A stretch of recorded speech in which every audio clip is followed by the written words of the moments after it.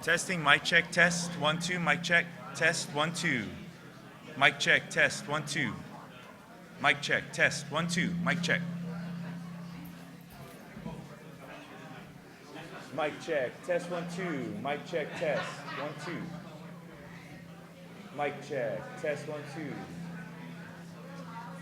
Mic check, test, 1, 2. Yeah, I hear that, sir. Thank you. Yes, I am. We're going to work on it. Thank you. Mic check, test. Mic check, test.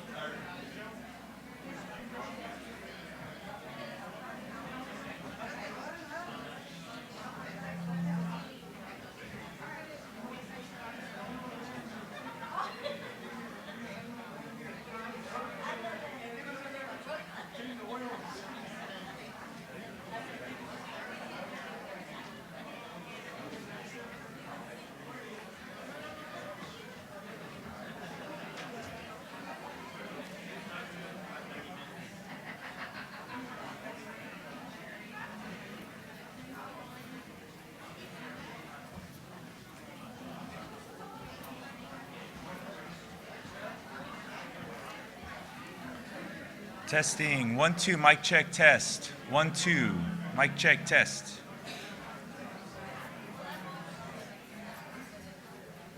Mic check, test, 1, 2, mic check, test. 1, 2, mic check. Testing, 1, 2, mic check.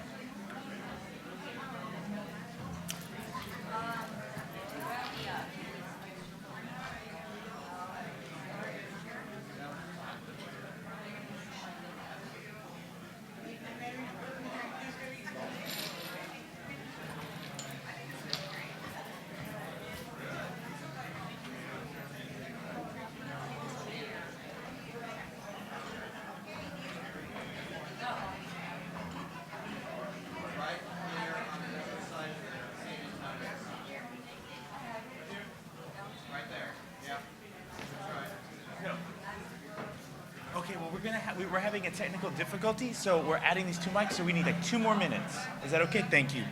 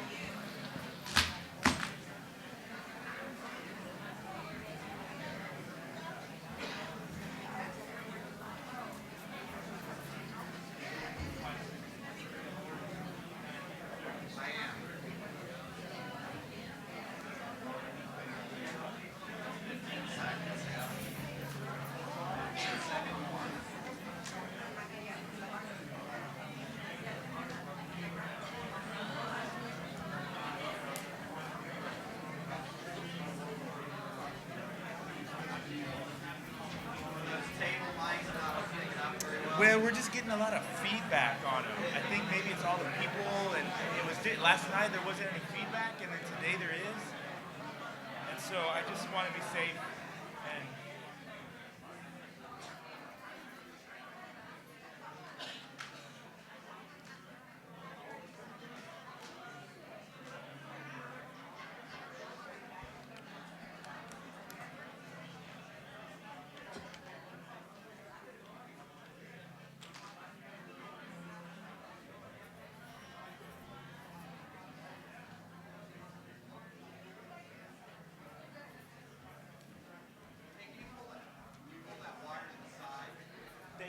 yes.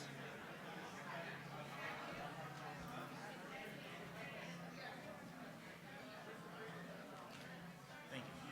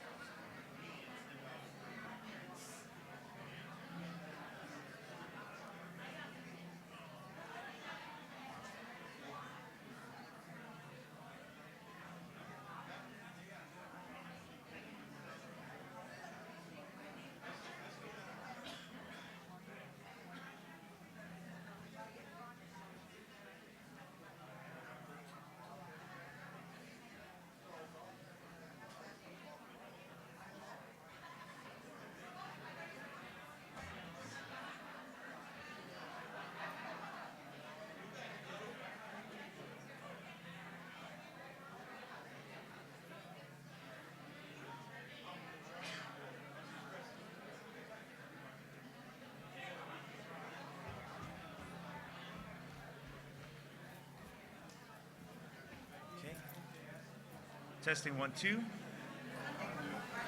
Mic check test. We'll bring just mute the other mics. Testing 1, 2.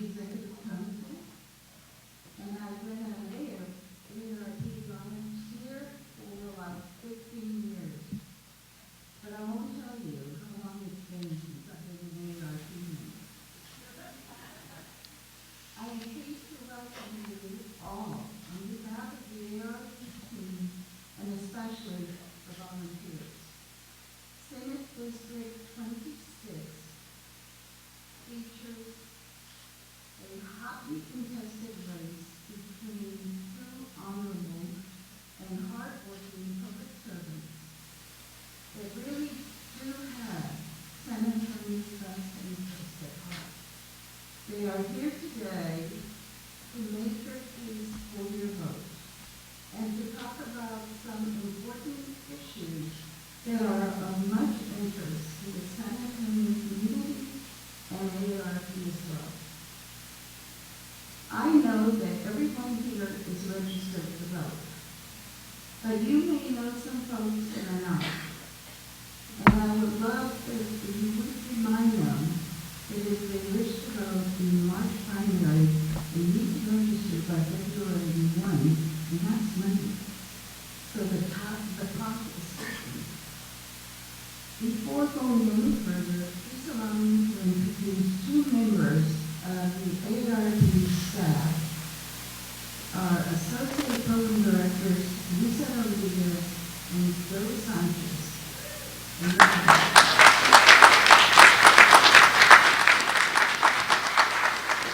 They are working tirelessly here in San Antonio and in our brand new office across the street to make this community a much stronger community, not only for seniors, but for everyone. They are also joined by a fellow newcomer to our staff, Martha Estrada. Martha?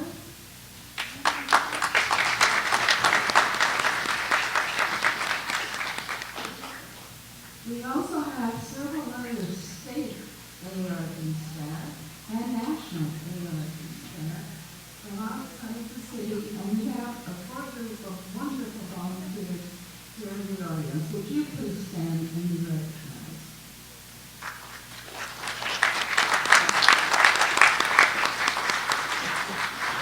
Following our debate this morning, we invite you to stay and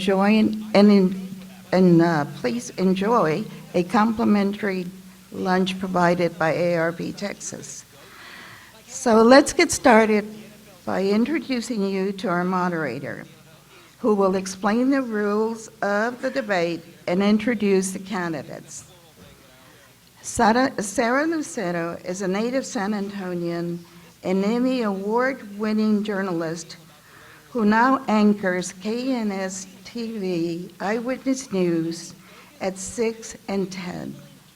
She has graced our living rooms for years with her intelligence, warmth, and ability to deliver the news in a way that touches all of us.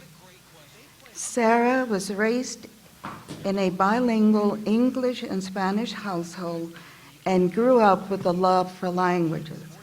She graduated from Robert E. Lee High School and earned her BA in English Communications from St. Mary's University. Sarah is an experienced marathon runner, that's how she keeps that great shape, and an avid cyclist. I fully concur with her co-anchor, KNS TV, Jeff Brady, who said of her, Sarah is lovely, she's talented, she is the epitome of an established, accomplished newswoman. Please help me welcome Sarah.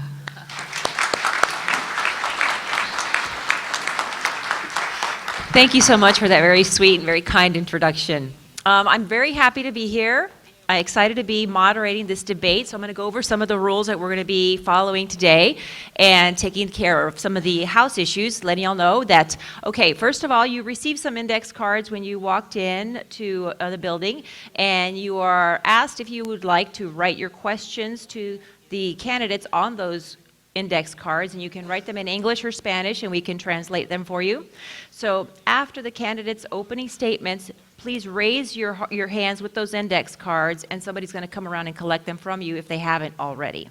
One more thing, also we ask that if you please be respectful of both of the candidates, and that's going to mean no booing or shouting during the debate, and if you have signs or campaign literature, to please keep that down, don't be waving that around so that they can concentrate on what they want to answer with respect to the questions. Now, one last thing, we would ask that everybody please don't forget to silence your cell phones. Okay, so if we had asked the candidates if they want to make their way up to the stage, as I tell you all, what's going to happen here, what I have in my hand is a coin, and the order of the opening and closing statements is going to be determined by the coin toss occurring right now. So I'm going to show the candidates this coin right here. As y'all can see, there is a head and there's a tails on that one. So We will toss it, and let me see. The candidate that calls the coin toss will choose the order of the opening statements. So I guess I will toss it, and somebody chooses heads or tails. Okay, all right, here it goes. Heads. Okay, it is tails. So the other candidate, let me see, the candidate that calls the coin toss will choose the order of the opening statement. So you choose the order of the opening statements. Okay, Mr. Martinez Fischer will go second. All right, and Senator José Menéndez will go first. And now the other candidate will choose the order of the closing statements at the end of the debate. Okay. Okay, thank you, gentlemen. If you would pick a podium. Each candidate is going to be given 2 minutes for their opening statements and 2 minutes for their closing statements. We'll start that momentarily. The candidate that makes the second opening statement is going to get the first question. And subsequently, the questions are going to alternate between the two candidates. The candidate that starts the question is going to have 90 seconds to respond. The other candidate is going to have 30 seconds for a rebuttal to that response. And candidates are going to have a 10-second alert, actually 15 seconds, right? 15-second alert with that yellow card before their time is up. Candidates going over time will receive one verbal warning from me, and after the verbal warning, I'm going to have to start deducting time. The bell is going to work too. Deducting time from the candidate's time to answer or rebut the next question that they've got coming up for them. Our timekeeper today is Pete Jeffries. He's sitting there at the center of the stage, and as he mentioned, he waved the yellow card is the 15-second warning. The red card means time is up. The bell means stop now. Okay, so with that, we will begin our debate this morning, and we want to thank everybody for being here. We're going to start with some questions that we have been formulating with the help of the Committee on the AARP, questions that are important to our audience and what people want to know about and want to know what the candidates would do in these situations. So, the first question will go to Representative Martinez Fischer, correct? After opening. After the opening statement. So let's go ahead and start with the opening statements. So good morning, everyone. Buenos días a todos. Se oye, se escucha. Can you hear me in the back? No? Mic Will you check. put the microphone on, guys? Okay, I think it's Hello, on. can you hear me back there? No? Can you talk a little bit closer to it? Can you hear me now? There you go. There you go. Okay, you've got to almost eat the microphone. So. Yeah, got to eat it, all right. Buenos días. Good morning, everyone. Yo me llamo José Menéndez. I'm José Menéndez, and I know that in San Antonio, many of us have a similar story. When el primer día de la escuela, I did not know what the teacher was saying or the students were saying because my parents came here looking for a better life. And so my sister and I only spoke Spanish at home. And so you make your way through school and you get to high school, and you know that when your parents are working 6 and 7 days a week that you have to make good grades if you want to get a good education. And so it's because of that education that I stand before you. But I would not have had that education without the example, el ejemplo de mi mamá y mi papá. And some of you may remember a record shop on Houston Street next to the El Teatro Alameda, little record shop that only sold Spanish music. And that's where my mom would spend 6 and 7 days a week, and my sister and I would go after school many times. And so, whether it's downtown San Antonio or whether it's La Calle Castroville between San Joaquin and Eduardo, that's where my dad was, the family business, we know San Antonio, porque pues aquí estamos toda la vida. And this is where our heart is, and this is why every day when I go to Austin, and I'm in Austin, and we're talking about things that we have to work on, whether it's the prices of prescription drugs. And I can tell you that my dad, when he started suffering from hypertension and diabetes, que me enseñaba las píldoras, mira, mijo, esa vale $10. Hoy me siento bien y no me la tomo. And I'd have to tell him, no, Papa, you feel good because you took the pill yesterday, and you have to take it today so you'll feel good tomorrow. So los temas, that's a warning, the yellow. Los temas, the issues that are important to you are issues that we have lived, whether it's inmigración, whether it's the price of prescription medications, whether it's the fact that our drainage isn't getting done. We know those issues.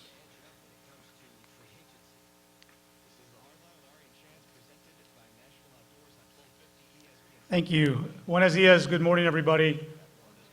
I'm Trey Martinez Fischer. I love coming to the teatro. I'm a little nervous because every time I've come here, I've never been on the stage. I've come to see my wife when she danced flamenco and folklorico. So being on the stage makes me a little nervous. I hope they don't play any music. But I love the West Side. I love the story of the West Side. And it's the story and the spirit of the West Side that inspires my run for the state Senate. Many of you know that I grew up working at a family restaurant at the age of 9, the Chili Bowl at Fredericksburg and Five Points. If you ate there, I washed your dishes. And in that restaurant, you learn a lot about life. My mother ran the cash register. My brother was the cook. My sisters waited the tables. My parents paid fair wages for good work. We received our health care because of that restaurant. And my parents told us that our only choice to do better in life is to succeed in schools. And no matter how hard they worked and how many days they told us that, out of 5 children, I'm the 4th in my family, but only the 2nd to graduate from high school. And when I graduated from college, out of a family of 5, I was the 1st. Education's important to me. It has saved my life. It has changed my life. Healthcare was important to me. I know that now, caring for a 77-year-old mother with Parkinson's disease, with dementia, who needs long-term care, who needs primary care. The issues of the AARP are not just words on paper to me. I live those issues day in and day out. And despite the fact that my wife and I are lawyers, despite the fact that we have good jobs, I know how hard it is to keep up with the daily lives of older people as they get older and how they want to, number one, age in dignity, and number 2, be cared for by their loved ones. The only way we do that is that we have a state that respects and cares for our older population. And that's why I want to be in the Senate. All right, thank you to both of you, gentlemen, for your opening remarks. And now we will begin with our very first question from the AAR committee that put these questions together. Nearly 5.5 million residents in Texas today don't have a way to save for retirement at work. And knowing that 15 employees are 15 times more likely to save for retirement if they can save at work. Out of the regular paycheck, what can you commit to do to reverse the trend of under-saving for retirement above and beyond education efforts? Well, there are 2 things. Number 1, I think for those of us that are in public employment, those that receive a public pension or an opportunity for a public pension, you should know that we need to keep and protect that pension. Many of you know that the new chairman of the Texas Pension Review Board does not believe in defined benefit plans, believes in taking those away. So as that person seeks to be confirmed by the Texas Senate, and they need 2/3 of the Senate, neither party has that majority. Democrats in the Senate need to hold firm and be strong and to make sure that we're going to have a pension board that is going to protect and live up to the promises of our public employees. And at the same time, for those working in the private sector, we need to make sure that they're being paid fair wages. And that means increasing the minimum wage. That needs to make sure that employers are incentivized to invest in their employees, providing matching funds for retirement, and also giving those individuals the flexibility to invest those dollars, whether it be workplace savings plans or cafeteria plans that allows them to take tax-free money and invest it for a rainy day or an older day.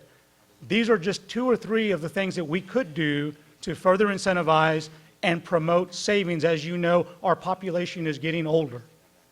And if we don't take these steps that are necessary to protect people in their golden years, that will become an obligation of the state. And in this environment, they don't want to invest.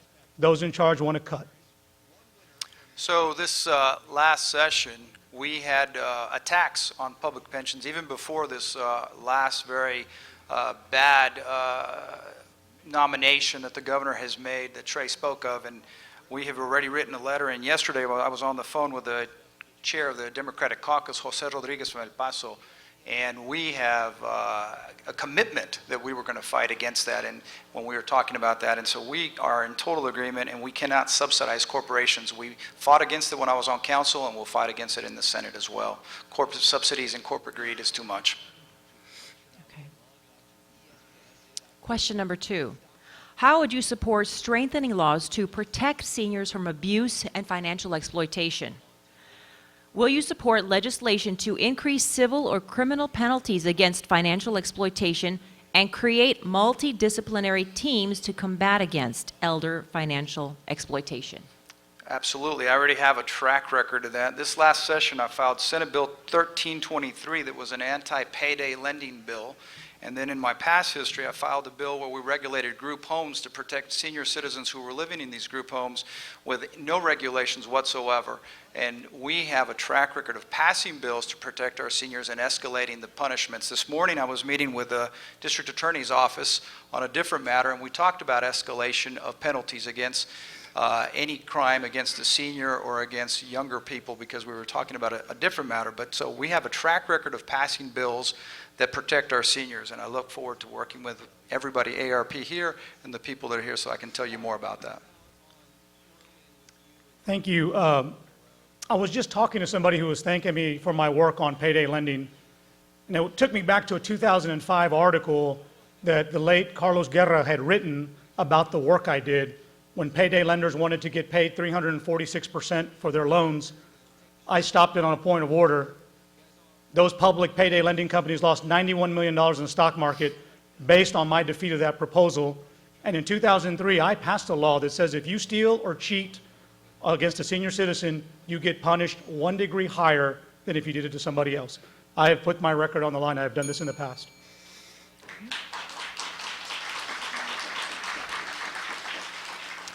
Question number 3. Family caregivers help seniors live independently at home, providing assistance with activities of daily living and often performing complex medical nursing tasks such as administering medication and wound care with little or no training.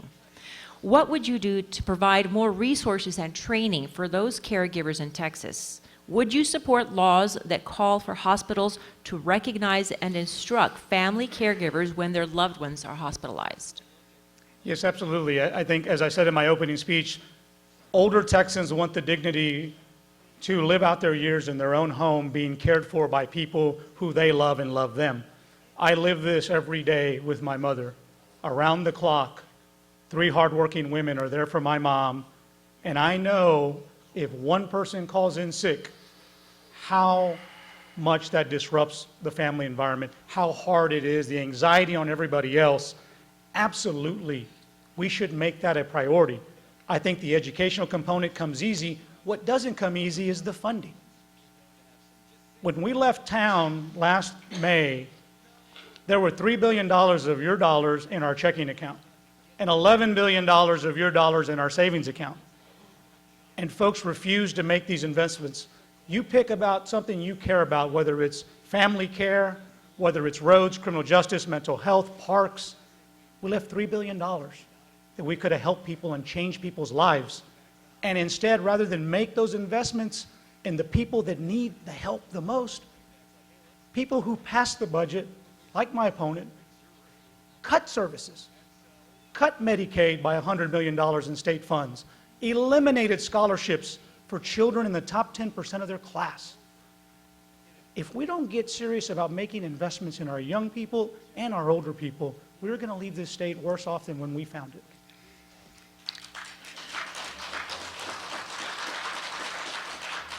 It's important that we show you the respect by telling you the truth. In this last session, we increased the Medicaid budget by $2.1 billion. We also added $77 million to the program for all-inclusive care for our elderly. This includes the expansion, $16 million for day activity and health services for our senior citizens, $488 million for hospice care, and $450,000 to promote affordable housing for the elderly. We have to be honest with you if we're going to have a valid debate.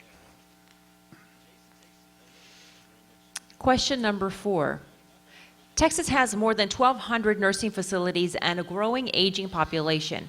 While many nursing homes are providing good care, recent studies indicate that the overall level of care is unacceptably inferior and must improve. Relative to other states, Texas nursing home care ranks 49th in overall quality of care and quality of life. In addition, the Texas Sunset Advisory Commission found that few long-term care providers, including nursing facilities, face enforcement action for violations.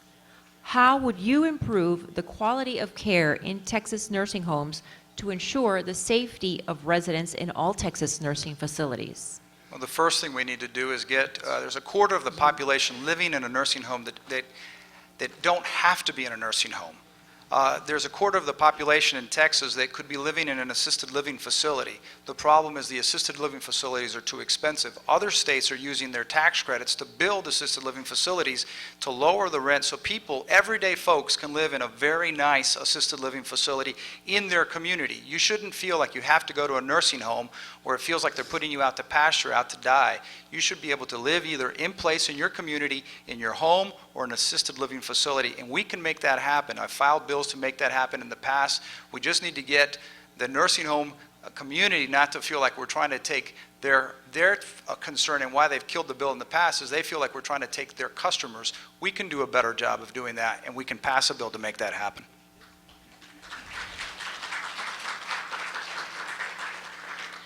I think the answer is an extension of the prior answer. It's about funding. And I think it's very clear. I don't have to convince AARP to know that primary care physicians did not receive any increase in funding for health care. In fact, they were paid 65% of what Medicare pays. And in nursing homes, there was no funding. There was no increased funding for long-term care. So these very solutions and challenges require resources, not excuses. We had $3 billion in the bank and nothing happened.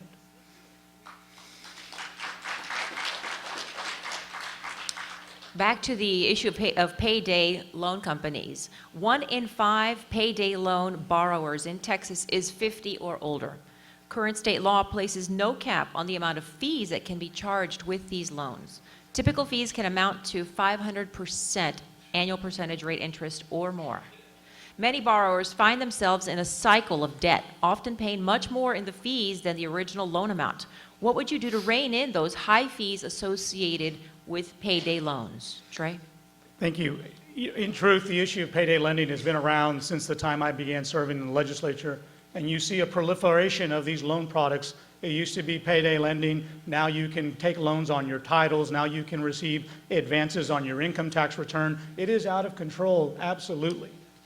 And where we find ourselves, or where I find myself more often than not, is trying to stop them from occurring, making sure that ordinances like the City of San Antonio's ordinance or the ordinance in the City of El Paso, that those local officials can continue to restrict where these lending agencies, where they can operate and have a license to do business, and continue to support them and not let somebody try to take away that power in Austin. And like I said, back in 2005, I will never forget that day, because the day that I stopped the payday lenders from increasing their interest to 346%, I had just buried my friend who I served with in the Texas House, who died in a car accident the night before I stopped that. And I'll never forget how important it was to make sure that despite that emotional challenge of losing a friend, that I had a job and a commitment to do to keep my word to people of Texas, that we will control those payday lenders.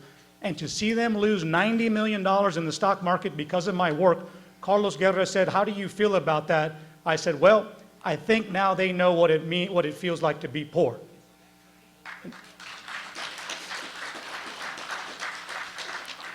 You know, that was a good day when we were on the House and you killed that bill, but apparently you guys have made up since then, because this last year, Trevor Alberg, the owner of the cash store, provided you almost $100,000 in contributions to your campaign. And so I'm not sure what's going on, because I believe you and I know you killed the bill, but I don't understand why the payday lenders are putting so much money in your campaign. We're not taking any money from Trevor Alberg or any of these payday lenders, and we refuse to do so, and that's why we filed the bill against them.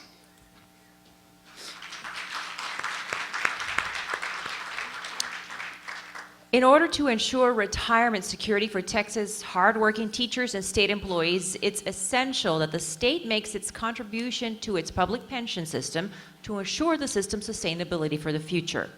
How will you protect public pension benefits, specifically against those who would privatize the accounts and break the promise to public employees working toward a modest yet dignified retirement? Jose?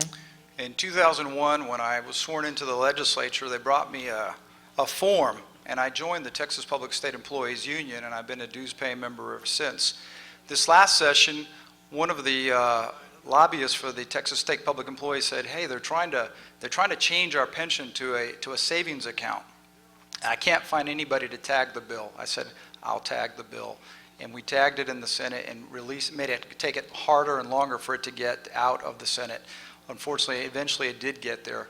But I have a proven track record of standing up. We'll fight those bills. We're going to fight this appointment. I've already written letters to the governor, and all of the Democrats, we're all committed not to nominate or not to confirm the nomination of the governor for the person who is an anti-defined benefits supporter.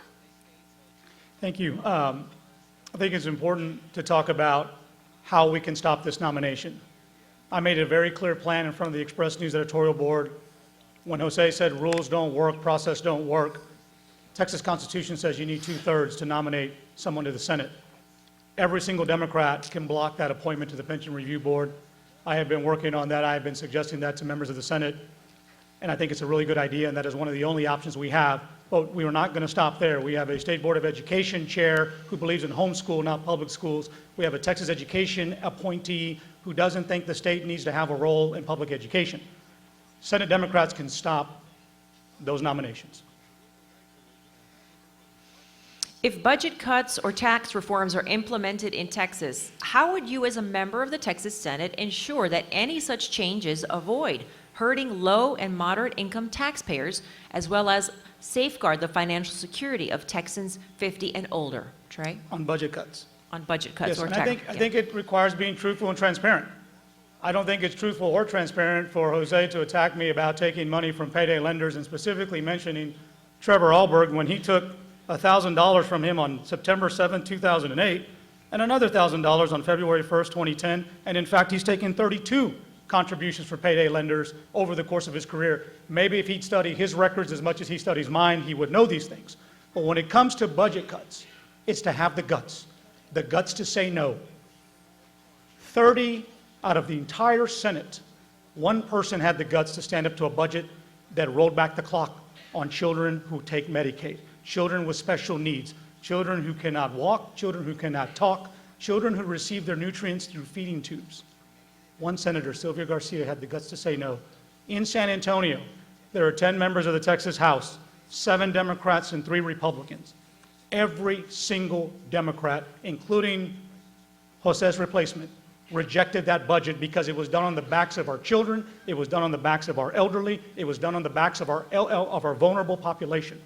If we don't have the guts to come together and say this is bad, we are never going to change things. It's going to be to stand up on principle and to let people know that there are limits to what you can do when it comes to hurting people. And that's the power of one voice in the Texas Senate.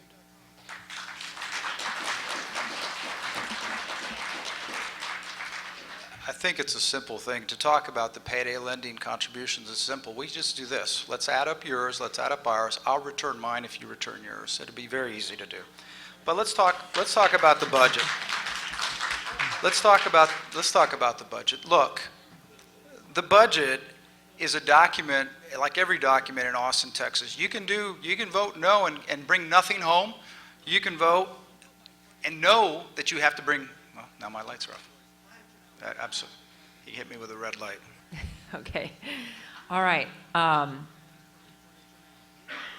What steps would you take to support the creation or preservation of standards or incentives for the design, construction, and reconstruction of housing that would promote greater accessibility and enable residents to remain in their homes as they age?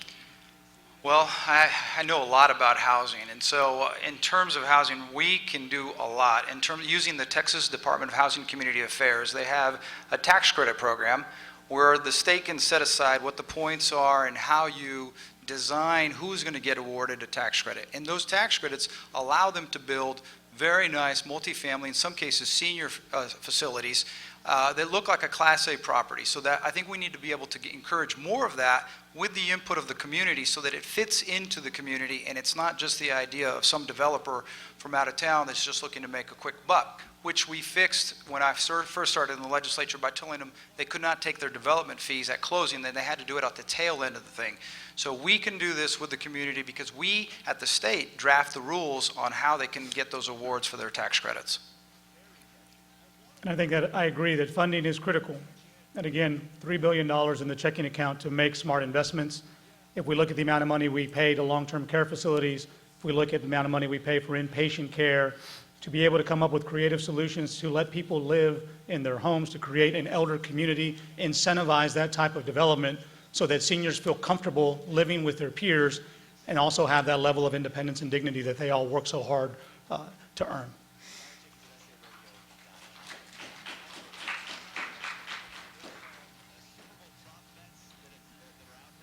Families today are on the move and spread out geographically. Many family caregivers play a critical role in caring and managing assets for their loved ones. Will you support adoption of laws like adult guardianship and power of attorney reforms that provide the family caregivers the tools they need to make important financial decisions for their loved ones? I mean, I think those are a new round of innovative laws that certainly become more important by the day as our population begins to age. And as the family unit begins to decline and get smaller, and as families disperse all over the state and sometimes all over the nation, it's absolutely important that if there is a family member or a loved one who wants or is taking on the role and responsibility of providing for their older parent or older relative, that we find that pathway to give them that access, and at the same time make sure that we have proper restrictions in place to make sure that vulnerable populations are not preyed upon by their friends and loved ones. And we all know it's unfortunate and it's things that we don't like to talk about, but all too often there are these scenarios where you have a family member who may be declining in age and may be declining in mental capacity and perhaps might have a loved one who wants to do the right thing but sometimes makes mistakes. And so at the end of the day, our focus and our interest is to take care of the older person. And so our public policies cannot just be so free-flowing that we give somebody the keys to somebody else's identity and their way of life and their well-being, but that we also make sure that there is a place someone can go when they need help. And so it's striking that balance. I've worked on legislation in the past where we've talked to the family lawyers about what we can do to give the family the ability to help their elderly member of their family, but without giving them a carte blanche, because many times we've heard from elderly members or other members of the family that they've been taken advantage of. And I can tell you, and I can point to a bill that regulates where the seniors live so that we can protect them from the qualities of these boarding homes and conditions. And so we have a track record and we continue to work on that.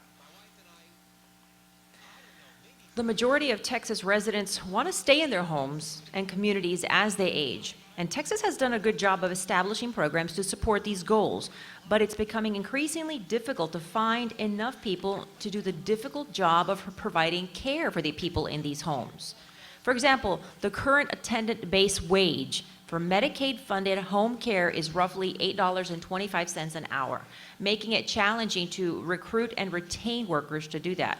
Would you support a budget increase to raise the wages for attendants providing Medicaid-funded care in the homes? Of course, we need to do more. You know, the one thing that we do agree on, and I think that, you know, Julia pointed this out very well at the beginning. If you look at our track records, our legislative history, Trey and I have very similar voting records because we do believe in our community and our senior citizens. So I'd be surprised that we wouldn't look to see how we can best take care of our seniors. And I agree completely that we need to do a better job. You know, there's no doubt about that, but it starts by also replacing the members of the legislature and the governor and the lieutenant governor so we can get people that agree with the fact that we need to invest more.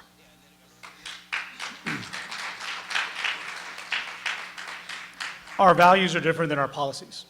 We don't respect older Texans. We don't pay the physicians proper reimbursement rates so they can care for them. We don't put funding in nursing homes. And we don't pay attendants what they need to have a living wage. I tried to pass a minimum wage proposal to let voters decide on raising the minimum wage to $10.10 an hour. And even though I knew I was going to lose that fight, I thought it was important to let people in Texas know that somebody is looking out for the little person and that we do need to raise wages and lift lives and build this state from the middle class up.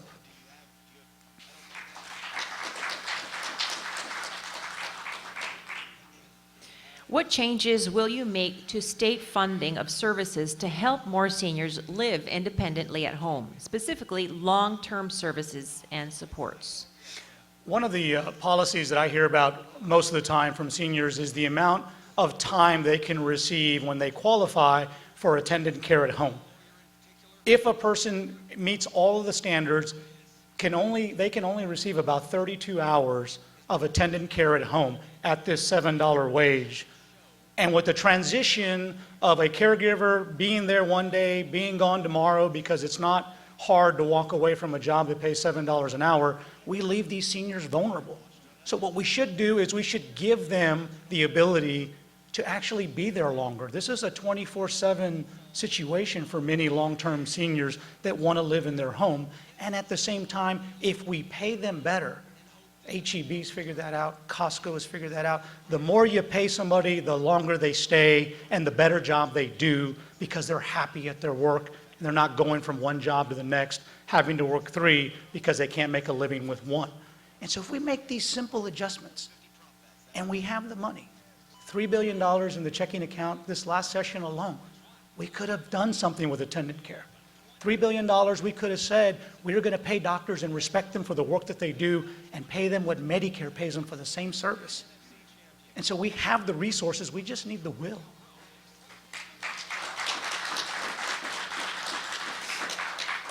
We're in agreement that we have to invest more. We just need more will, more votes to get it done, and we will do it. I'm in total agreement. Okay. Our final question from the AARP panel. Texas has among the highest homeowners insurance rates in the country.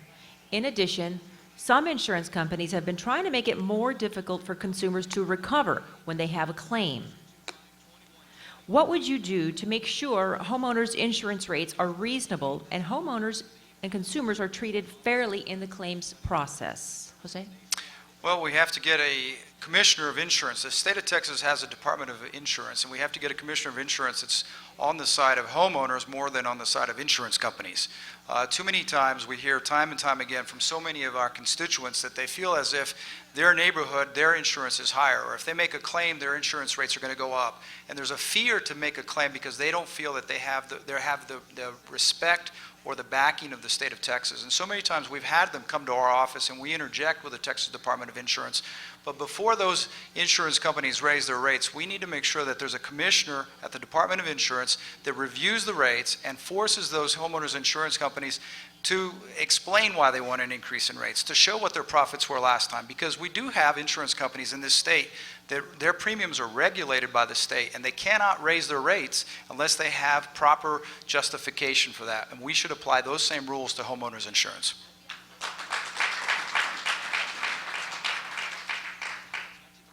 The easy thing to do is require an insurance commissioner to get elected by you.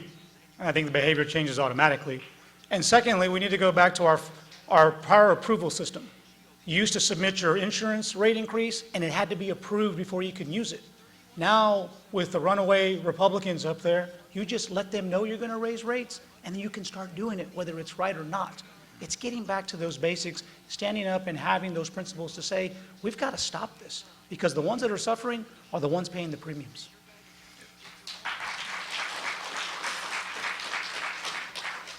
So that concludes the questions from the AARP panel. Now we're going to take some questions that we've been collecting from the audience as well as from social media sites, from NOWCastSA.com, where people submitted questions online.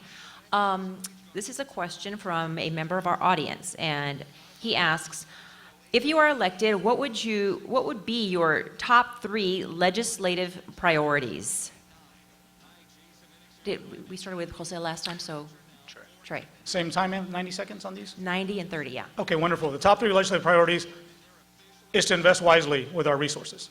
Today, children are in school on a budget that will give them less money today in their classrooms for this year and next year than they did the last 2 years. We have not changed the formula that we allocate school funding since 1991. So other than gasoline that you're paying for today, think of what things cost in 1991 and ask yourself, do they cost the same today? That's how we fund our schools. And so keeping our promise to our children is job number one. Number two, we have a pre-K education proposal that in 2011 cost $200 million. Today, the effort to fund it is $140 million. I don't know how you grow a program and expand your population growth and then give people less money to do the job, because they certainly will get blamed when the children aren't performing. $3 billion in the checking account, we could have fully funded pre-K education. On health care, we should have kept our promise. When the House passed its budget last session to the Senate, it paid every single physician the same amount of money that Medicare would pay them for the same job, and that wasn't in the final budget. And worse, it hurt people like Miranda Hernandez when she lost her Medicaid for $100 million at a time we were sitting on record revenues. We need to fix those problems first and foremost and keep our commitment to our seniors. I opened the conversation with a story about my father and his medication and how expensive his prescription drugs are. I'm holding a letter here that I wrote to Congressman Doggett talking about his efforts to rein in the cost of prescription drugs, and we've received a response that he's looking forward to working with us. So I think that our senior citizens are living paycheck to paycheck, and sometimes they're making decisions between eating, rent, and medicines, and we have to do something to help them with their medical bills, and we have to invest more in that. So I think helping our senior citizens, watching what we can do with their prescription drugs and make sure that they can afford to stay healthy.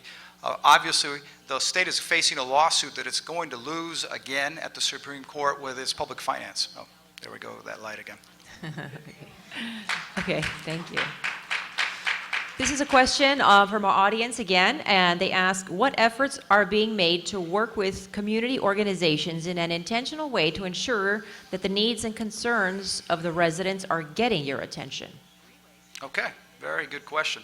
Well, the first thing is that we have, for the last, I guess, 12 months or so, we've been attending about 40 neighborhood meetings a month. If we have not been to your neighborhood meeting, let us know.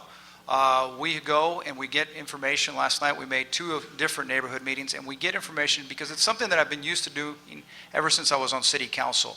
And so we gather information. Tomorrow, as a matter of fact, from 9 to 11, we're going to have a community gathering. And so at this community gathering, we're going to be taking in information from you. It's not a meeting where you're going to hear us talk at you. We're looking to hear from you what bills, what information, what do you need help with? Additionally, from time to time, I get calls on my cell phone saying we have this problem in the neighborhood. We just resolved something at 5 Points because the gentleman called me, and Mr. Trevino had a problem with Villa across the street. And I said, absolutely, let's meet Saturday morning. And so he put his neighbors together and we went out to do that. So whether you're a neighborhood association, whether you're an individual, whether you're an organization, we're here to help, and we have our contact information on everything. We host meetings, but we also look forward to come to your meetings, and I look forward to talking to you more about it after the meeting.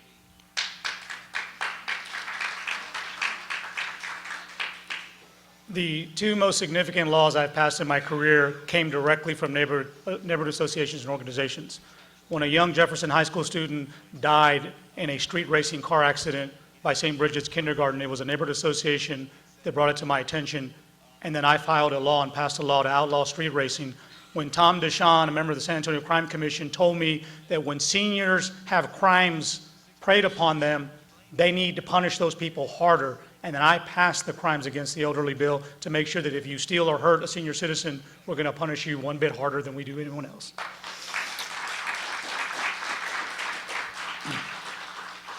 This is a question from our audience as well, and they ask, our children are grown, but we are now grandparents. What is your record in making sure our future generations have a quality, well-funded education? Trey?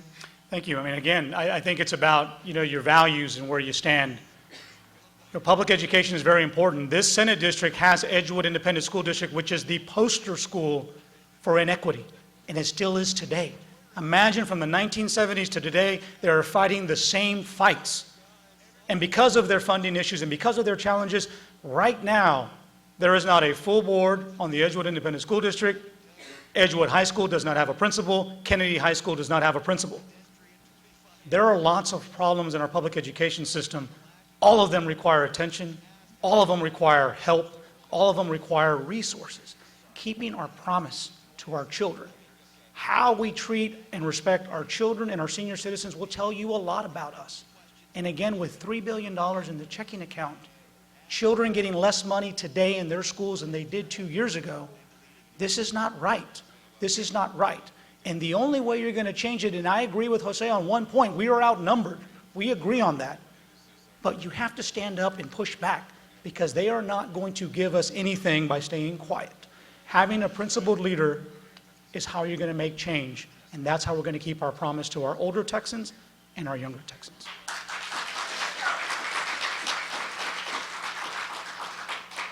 You know, no one stands quiet. We bring results. We get to the table where the decisions are being made and we have the results and we have a track record to prove it. In addition to that, Edgewood School District right now is under investigation. The issues that Trey brought up are being looked at right as we speak because of the issues that are going on right now. In addition to that, Senate Bill 1302 I filed that bill to reduce standardized testing for our kids in grades 3 through 8. Filed a bill to give every teacher a pay raise and give our retired teachers a cost of living increase as well. So I'm working on these issues. It's not that anyone's standing quiet. It's the fact that we're trying to get things done because, look, it's one thing to vote no and just give a good... Okay, all right, thank you. Okay, this is a question from Genevieve through Facebook, and she asks, will Texas expand Medicaid? Jose. Texas should expand Medicaid. And I believe that, Trey and I would agree on that because that's the dumbest thing in the world, that we're leaving $9 to $10 billion of our tax dollars on the table. These are federal dollars that belong to us, that just because the governor does not want to expand Medicaid, like many other states have done, we're not drawing down those dollars and bringing them home to help take care of our seniors and take care of our kids. I will fight to expand Medicaid, and I'm working closely with the chair of the Democratic caucus who filed that bill, Jose Rodriguez, and yesterday when we were talking about getting that done next session, and so I'm eager to work on expansion of Medicaid, but we've got to get some help up there.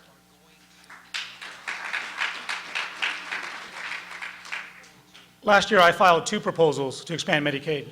The one that the president says, state, you give me $1, federal government will give 9 back. Everyone in this room would take that deal.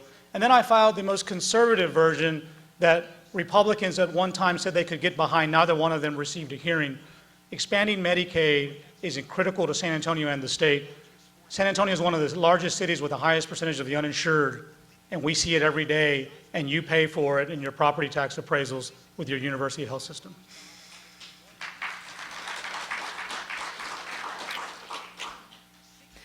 This is a question submitted to NOWCastSA.com, and they ask, what will you do about Texans who do not have health insurance? Trey.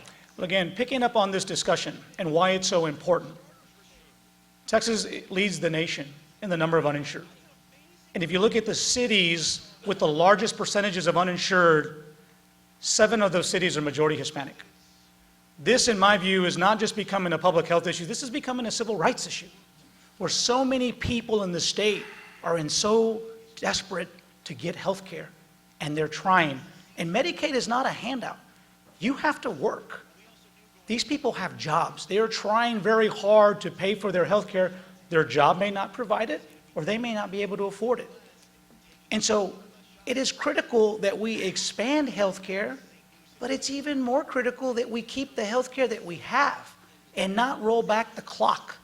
Not cut $350 million in a state budget that hurt children with special needs. Children who need physical therapy, speech therapy, occupational therapy. 66,000 children in the state of Texas are going to lose their health care because of that budget vote. And so it's one thing to talk about what we would like to do in a perfect world. It's another thing to protect what we have and not let people take it away. And so it's critically important that we are mindful of what we need to do, but that we are steadfast and committed to making sure that what we do have is ours and no one's going to take it away.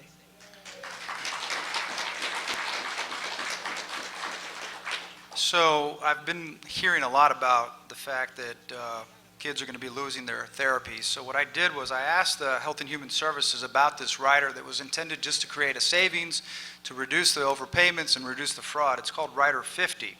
And on Rider 50, I asked them, I said, Are you aware of any providers who have reduced their therapies to children or gone out of business due to that rider? The reply is no, we do not know of any providers that have closed their business due to the implementation of that rider. So once again, if we're going to say things, we have to make sure that they're accurate. This is a question from our audience, and they ask, what is the biggest mistake in the state budget that was passed most recently? And why wasn't there more money for senior programs? Jose. Well, there was more money for senior programs. And see, that's the thing where I do agree with Trey, that there was a lot of money left for senior programs. The problem that we have is that, we can both agree and say, look, we're going to vote against this budget because it is not doing what I want it to do. But the problem that we have is we can vote up and down, we can jump up and down, we can yell up, we can talk as long as we want, but that doesn't mean that the Republicans are going to put more money in it. So that's the thing that you got to find out, why and what can we do to help. So when I look at the budget, I go, I talked to the 5 Democrats who sat on Senate Finance, and I said, does this hurt anybody? No. So what can we do for Texas A&M San Antonio? What can we do for UTSA? What can we do for our veterans? And I brought $9 million to build 2 veteran centers here at Alamo Colleges so they can get their mental health care. I brought $32 million to help save the Alamo and do what it can do to help improve that. I brought $9 million, $8 million for the San Antonio Life Science Institute so they can study Alzheimer and brain injuries. And so these are the monies that we put in, $30 million to help protect our bases here. So, we can agree to disagree that we hate the budget and we're going to fight on the budget and we don't like it. But the reality is that 2/3 of the people in charge up there are Republicans who don't want a Democratic budget. If we had a Democratic majority, I would be in total agreement with Trey and say, why didn't we get more money in there? We didn't get more money because we have Republicans in charge.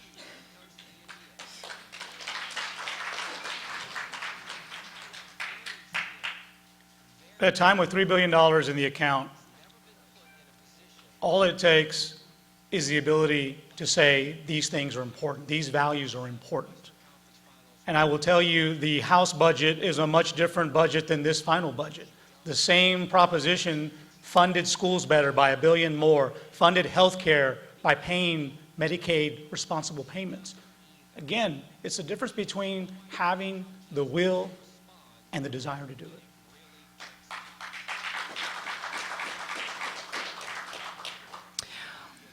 What is the biggest, I'm sorry, we just said that one.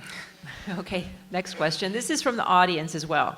And they are asking, if you become senator, I want to hear in your own words, what area would you help those who are waiting for amnesty? Trey. Well, I'll tell you, at the state level, most of the issues we deal with on immigration deal with this notion of sanctuary cities, or we deal with this notion of having these border task force on the border that are there to go after human traffickers and drug cartels.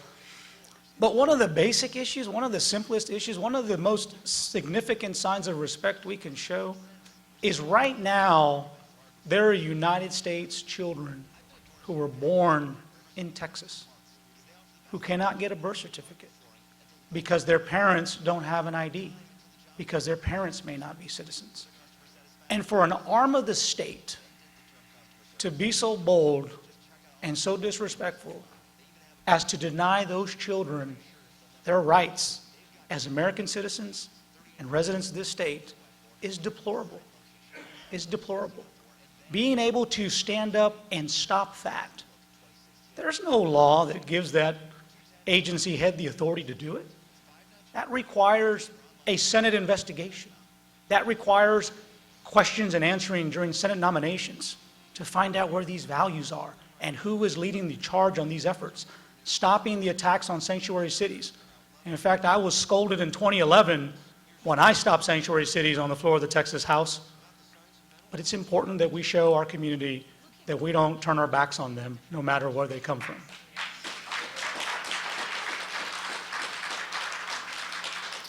So this last session, we had both the Sanctuary Cities bill and we had the Anti-Dreamer bill come up. Both times, those two bills came up in the Border Security, Homeland Security Committee, which in and of itself was an insult. Every time both of those bills came up, I was present, even though I was not a member of that committee. I was there every morning early fighting those bills. And we were able to veto and kill those bills in the Senate because all 11 Democrats were against them, and we were able to get 2 Republicans to join us to kill the anti-sanctuary cities bills and the anti-Dreamer bill. I've got a record of fighting that, and we'll continue to fight that. This is a question from our audience, and they ask, veterans who have given sacrifice part or most of their life to provide the freedom and security which you live under are not receiving the benefits they are due. Where do you stand with vets? Jose. Well, the session before last, I chaired the Defense and Veterans Affairs Committee, and in that session, I helped pass Leticia Van de Pute's Senate bill to create the first mental health care network bill. Got stuck, and we passed the House bill with her help that created the very first ever mental health care network for veterans. And that year, we put $5 million into that network. This year, we added $20 million into the Veterans Mental Health Care Network, and I passed 2 bills, one for female-specific veterans and one for rural veterans. So a lot of our veterans have a lot of needs and they're not being met, especially the older veterans who are being turned away. Our office is working each and every day helping vets through the VA. In addition to that, we brought $9 million for the Alamo colleges to build 2 veteran centers. One is going to be a brand new one at San Antonio College where they have 3,000 veterans registered. Currently, we're in communication with USAA and the city to see if we can build housing for our veterans so that we can help them get off the streets. Yesterday, I was with the GI Forum, and the GI Forum is committed to working with San Antonio College to provide job training so we can get them off the streets, into housing, and with a job. And that's my commitment to veterans.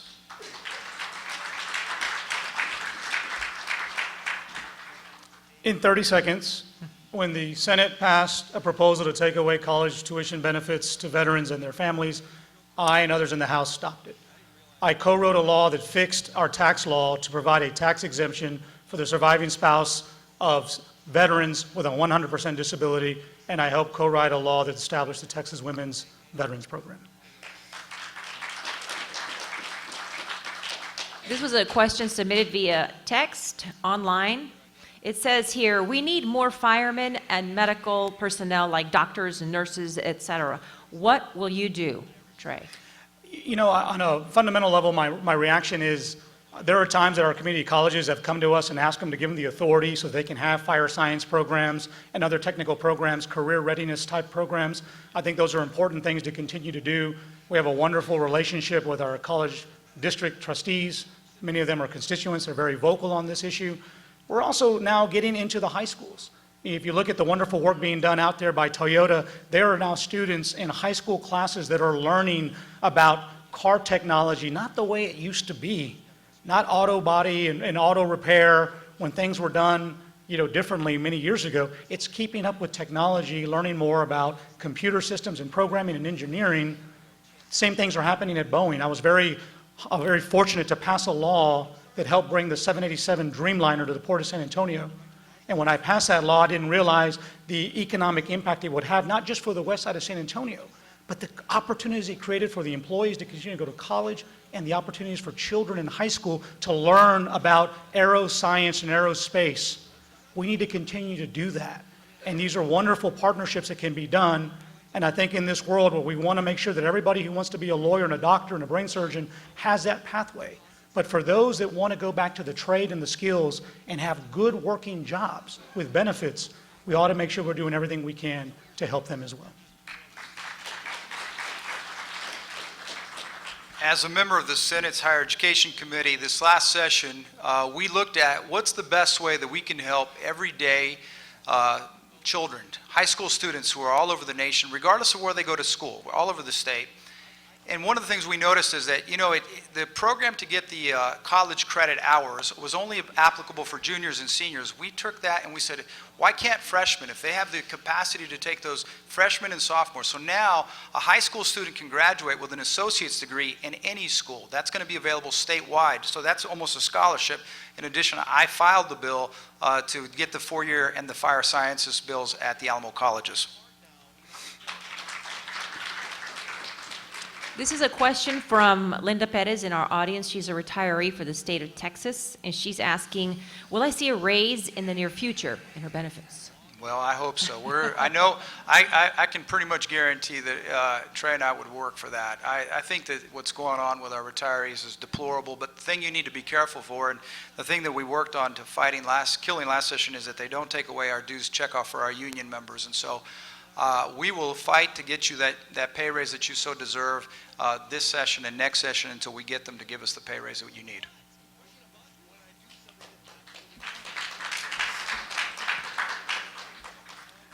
The one thing I want to do is stop these agencies from writing these bonus checks to their political hires and invest that money in their employees.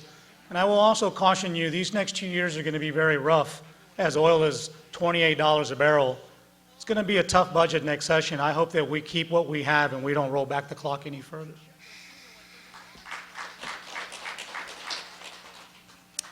This is a question also from our audience, and they ask, what can we do to recycle wasted fruits and untouched food in schools? Many needy communities could use it. Trey. That's a wonderful question. I think I know who submitted that. I've been asked this a couple of times, and what's really unusual about this, and it needs to be thoroughly fact-checked, but is my understanding, an overwhelming number of students in San Antonio are on the free and reduced lunch program, where they receive federal dollars for their lunch programs. And because those dollars are allocated a certain way, in a per-person way, they cannot be reused. And there may be a public health issue with respect to that, but it also may be the way the federal government, makes sure that these schools are being given the funds on a per-student allocation. And so a number of parents, because cafeteria workers in public schools have talked about children not eating food and good food going to waste and how we can recycle when we have so much need in the city of San Antonio, and I agree wholeheartedly. But as I understand it, it is very difficult, if not impossible. And aside from the public health considerations, I understand the federal regulations frown and make it almost impossible for schools to do anything with perishable food once it's been served. Well, the food bank is one of my utmost favorite charities that we work with very closely. And so I'd like to see, in talking to the food bank, because we've had events where we've had catering, where we've talked to them about what do we have to do to be able to send you whatever portion's not finished. And so I think I can work with the school districts, just like I did when I went to visit with the superintendents right after I got elected. I said, we need to get healthier options for our children. I'm tired of seeing kids only eating pizza and hot dogs and hamburgers. There has to be better options for our kids, because some of these kids are only eating at school. And so if they're eating at school, we got to get them better food.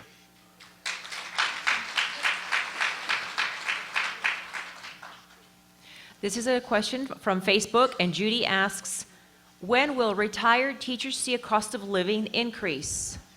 Senator? So here's like cost of living increase, almost as if I knew Judy. It says here, Senate Bill 1991 would have given retired teachers a cost of living increase. We filed the bill, we got a hearing on our cost of living increase. Unfortunately, we didn't have the will on the committee to get the bill out of committee. We need a 13th check, and we need a cost of living increase. Unfortunately, they did shore up the retirement and the health care program with $750 million, but we can do better than that, and we will do better than that. We'll go back next session and file it again.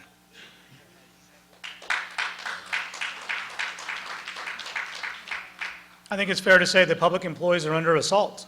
As I mentioned, the person in charge wants to take away defined benefits, wants to make it a contribution plan. The TRS pension alone is upside down by $1 billion. And so my concern is that we are not keeping our promise to those who made a promise to our children and our public employees in the workforce. And so getting them a raise and giving them the respect and dignity they deserve is very, very important. This is a question from our audience, and they are asking, because it has to be done by the state of Texas to raise the wages for attendants and care providers, would you advocate for the attendants and care providers?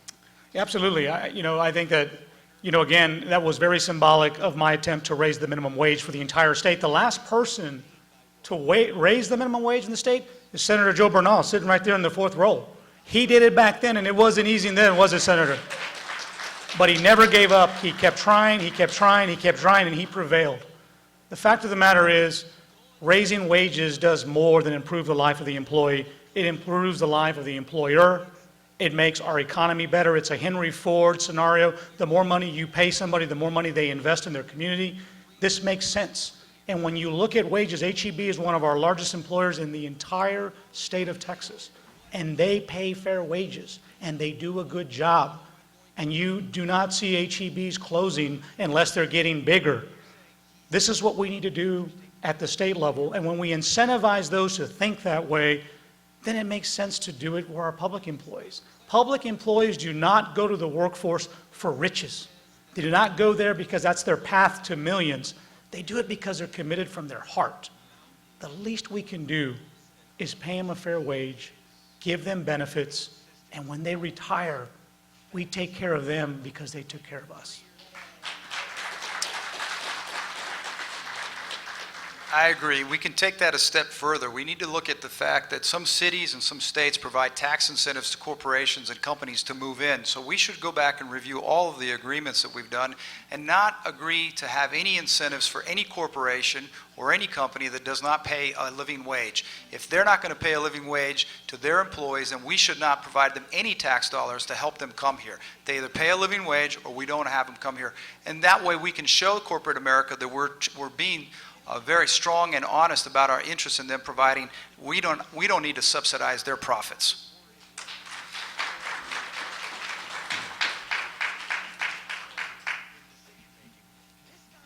Okay, and with that, we have come to our final question, who is, it's from Ray Gonzalez in the audience, and Ray is asking, either of you understand the concept of the 11th political commandment, which is Ronald Reagan's mantra, thou shalt not speak evil of fellow Republicans, in this case, Democrats? I'm sorry, what was the question? Do either of you understand the concept of the 11th political commandment, which is what Ronald Reagan's mantra was? Do not speak evil of each other. Yeah, and I guess it's my turn this time. And so Yes. I agree. I think this is a shame that we're even in this position. You know, Trey has been a tremendous leader. He was the chairman of the caucus in the House. He did a great job in the House, killing many, many bills. Many of our democratic institutions asked him to stay and continue the fight in the House, whether it was the teachers groups, the union groups, the trial lawyers, and many others, asked him to continue the fight because he's the best prepared. He was going to be the dean of the delegation, now with the retirement of our friend Ruth Jones McClendon. And so I didn't create this situation. It's a situation that many people have asked why. I can't answer the question. I can't answer why. All I can say is that he has had a tremendous record in the House. He's been a tremendous state representative, a very good leader. But I feel that that doesn't diminish my track record in the Senate. And so obviously we have to come here and we have to explain to the voters the reasons why we feel we've earned the right for their vote. And so that's, unfortunately, sometimes it does make things a little bit testy.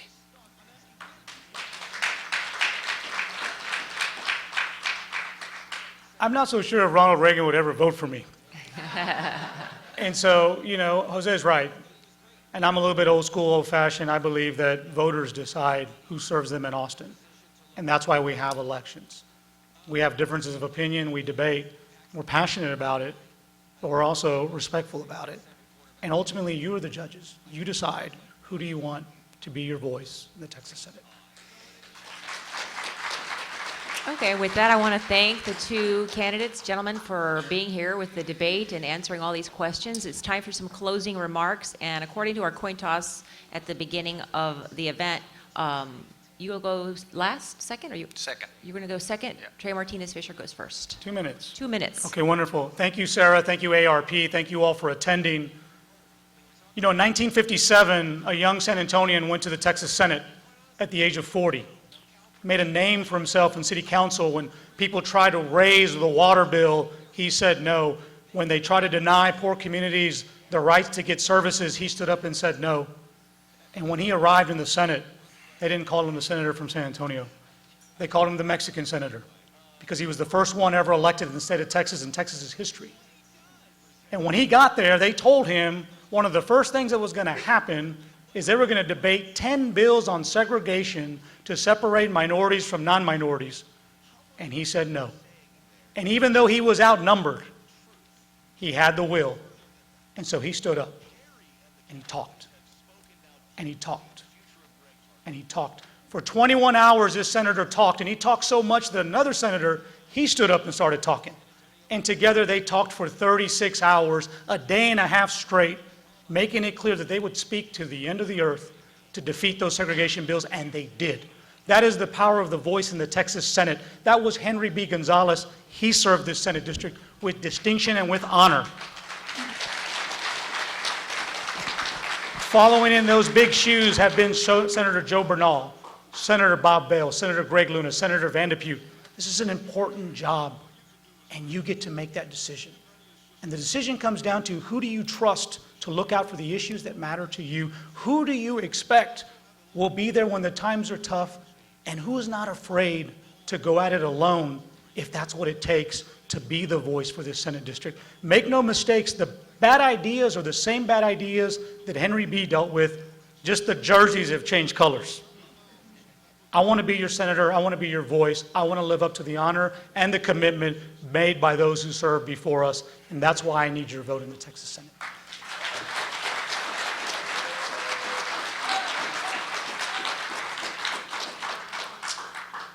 Sarah, thank you. To AARP, thank you for being here. Thank you, all of you all, for being here. I want to say it's been a pleasure. It's been educational. I want you to know that many times you'll hear elected officials say things, and especially this election, and I'm not talking about this stage, but on the national level, you're hearing all of these things being said. It's hard to sometimes decipher what's true and what's not. So what I'd like to do, I'd like to invite you to join me at any time that you like. Come and visit with me personally, one-on-one, and we can open up the books and we can show you what, any questions that you may have so that you can figure out for yourself. I think that the most powerful thing in life is an independent search for the truth, and you have that right to do that. And at the end of that independent search for the truth, then you make your decision on who you think is your best senator.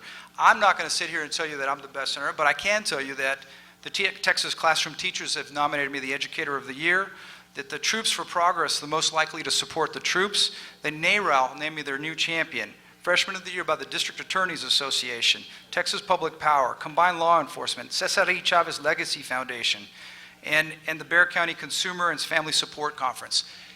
This last session was not a picnic, but I got to the table where the decisions were being made. So you have to make a decision. You have two Democrats up here before you, but you have to get to the table where the decisions are being made, or unfortunately, you don't want to suffer the consequences that we've had in a senator before, where the senator found themselves on the outside looking in and didn't even get recognized to speak. So you have a decision to make. Do you want an effective senator, one that's passed 40 bills last session, or someone who didn't pass any bills last session? That choice is yours.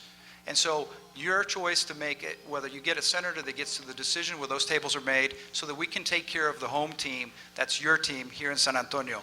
And finally, if you're available on Tuesday, September the 2nd, we're going to have a Veterans Roundtable from 2 to 4 with Senator Carlos Uresti. We'd love to see you there. And I'm going to, real quick, if you have pen and paper, 473-5951, that's my cell phone. Give me a call anytime, send me a text, love to talk to you. Thank you. Thank you both so very much. 473-5951. You can call now. When I gave you my opening remarks, I said we have two very honorable men who are truly devoted and care about their community, and I think they proved it here today. Both did. Thank you so very, very much. And on behalf of AARP, Sarah, thank you for a great job. We truly appreciate your time. Lunch is ready. On your way out or whenever, you may pick up your little box lunch. Thank you so much.